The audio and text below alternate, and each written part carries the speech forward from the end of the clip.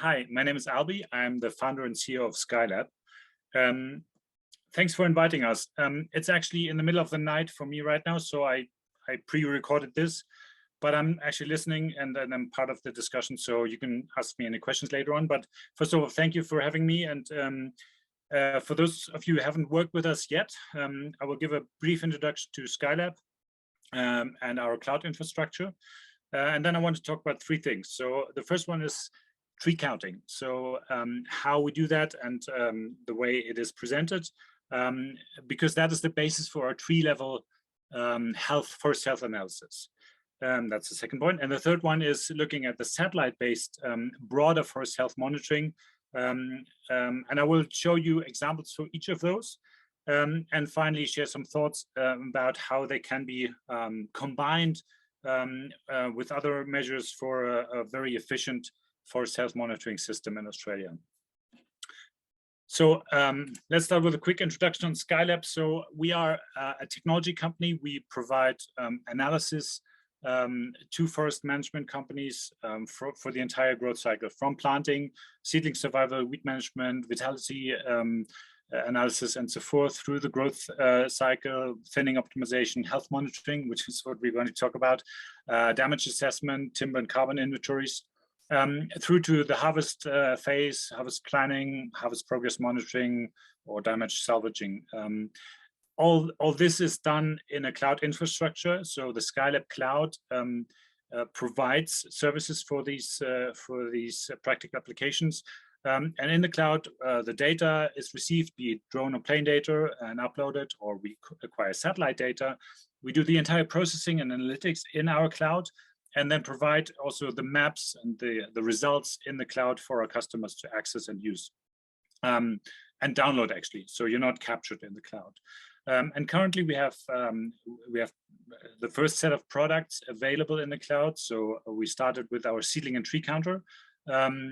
And the change monitor is coming very soon into the cloud. And in the future, we also have the carbon transparency for monitoring forestry carbon projects around the world, and also the digital forester. Sorry, I'm sitting in front of that. So that's the final part of the final piece of the puzzle that will be hosted in the cloud for basically providing technology analytics for forest metrics that can be processed in the cloud.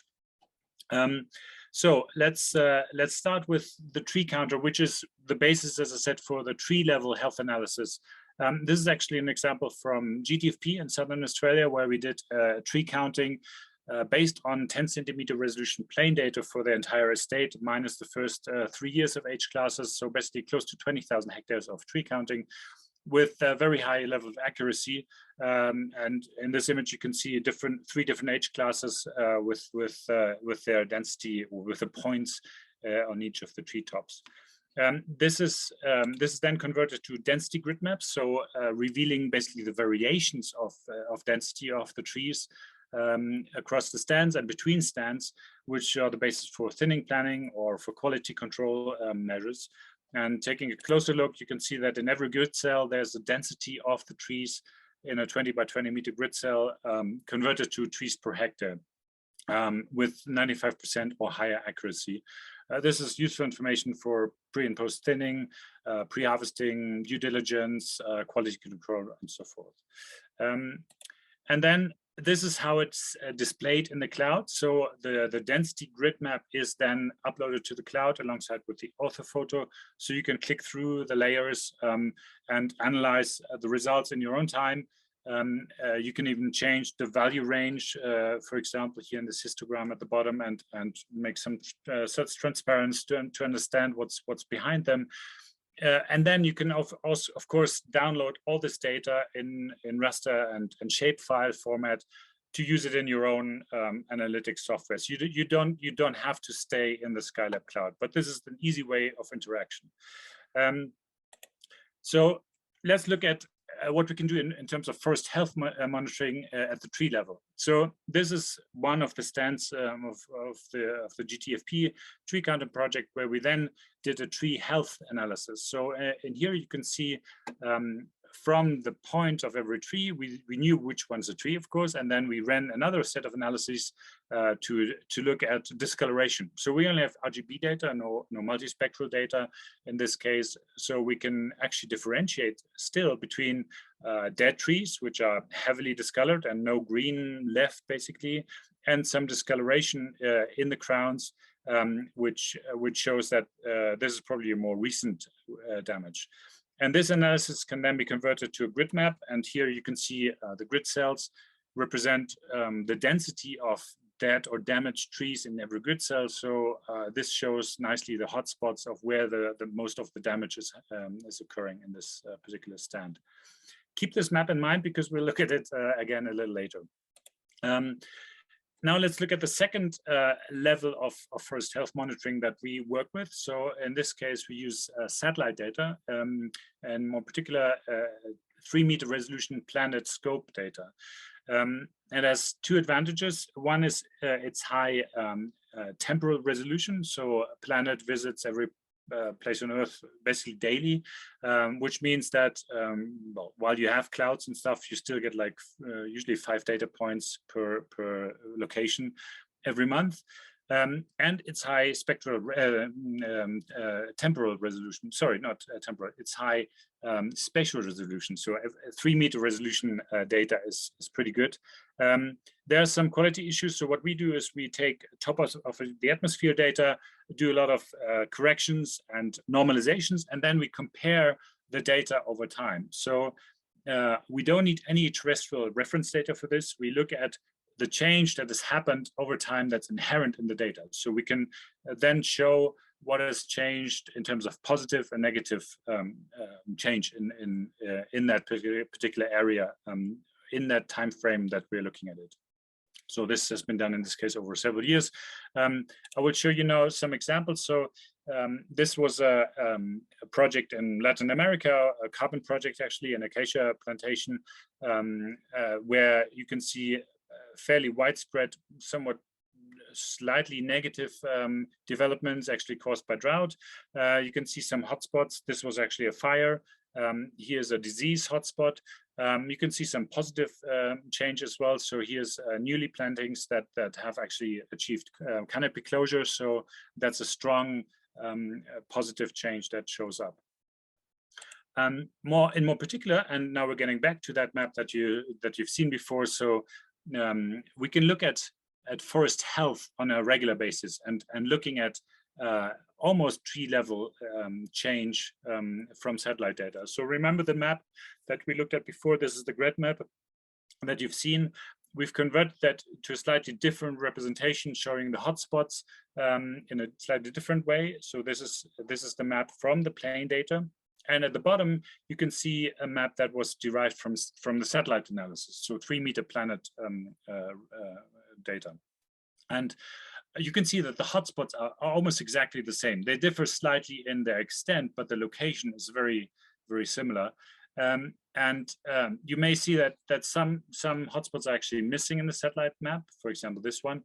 And the explanation for that is that the plane data take just one point in time and look at what the trees look like. So as I said, we can actually differentiate dead and damaged, but the map shows both classes in one. And the satellite data only looks at the change from August 2020, sorry, from August 2019 to August 2020. And it only looks at the change within that 1 year. So any damage that was already present in August 2019 is kind of, it's already in the baseline. So that change is not shown, but only what happened since. And that explains some of the differences here. And that's actually a good thing because that means satellite data can help to differentiate damage, how severe the damage is or when it occurred actually. This is just another example. I'll just look at it quickly. So another pine stand. Here's all the discolored and dead trees. This is just the discolored, so just the recent damaged trees. And this is the same stand in a satellite setting where you can see the hotspots between the two are the same. I'm going to try and click back and forth a little bit so you can take a look at at the hotspots and how they are revealed in the satellite data. This is a representation in a similar way, comparing the plane and the satellite data. I'm actually sitting in front of the main hotspot. So this one and the other hotspots that you can see in the satellite image on your right-hand side, it shows the recent damage only. Trees that are already dead or heavily discolored are basically ignored because they are part of the baseline. And then on the other side, you can see the plane image that contains all of the damaged and dead trees. And final example is actually from the regular analysis that's being done by plane in your area, so visual inspections. This stand, obviously, it was monitored over several years, but this was the result from the 2021 inspection, and it received a very severely damaged rating because a lot of scattered damage throughout the entire stand was visible from the plane flight. And we looked at this stand in a time series from the satellite data, and you can see that. So we actually saw the development of this stand looking back in time. So in the early days, a little bit of scattered damage, which we were told is originating from Cyrex in 1718. Then in 1819, more hotspots occurred, which we were told is probably from IPS. Which spread further in 19 to 20, Ips and Diplodia, and then finally a very big hotspot damage in the northern part of that stand in 20 to 21. So basically, what I would like to conclude from this is that we think there's probably several tiers of analysis that would help to make a very efficient forest health monitoring system, and we see really 3 tiers that can work very well together. So the first one is a satellite-based monitoring system that is able to do a very regular, like for example, annual or biannual or even quarterly forest health analysis with an automated workflow with satellite data acquisition, detailed georeference hotspot maps that result from that. Shows only the recent damage, so differentiates basically through the time series the damage that when it occurred, and that can be the basis either for direct targeted action or more likely for further surveillance. That leads us to the second tier, which is the drone or plane-based analysis, be it by visual inspection or maybe more efficiently by actual missions that fly the whole stand and then enable us to do a tree level analysis guided by the hotspot maps from the satellite analysis. This could be more targeted, so only look at those stands that showed hotspots from satellite analysis and do an ad hoc analysis as and where it is needed. You can combine that, obviously it makes sense to combine that with tree counting to derive a tree level analysis, to take targeted action, and then as a byproduct, you actually get tree counting for thinning and harvesting optimization. And then finally, the third tier would be terrestrial analysis to understand the cause of the damage, or taking direct terrestrial action against the damage. So tiers 1 and 2 can actually be completely hosted and analyzed by the SKYLAB cloud. And we would be really very happy to run further larger scale test projects with this group to further demonstrate the performance and the accuracy of this, and to develop together the optimum workflow that best fits your needs for an efficient and regular forest health monitoring system. So I'm available for questions, and thank you for your attention, and thank you again for having me here today, or tonight rather, for me. Okay, speak to you. Bye.